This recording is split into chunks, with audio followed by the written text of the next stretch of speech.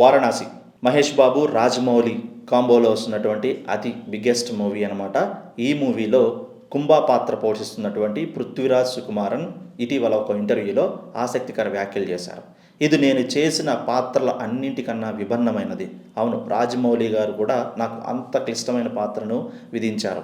శరీర కదలికలు లేకుండా కేవలం నా ముఖం, కళ్ళతోనే నా భావోద్వేగాలను, నటనను ప్రదర్శించాల్సి ఉంటుంది.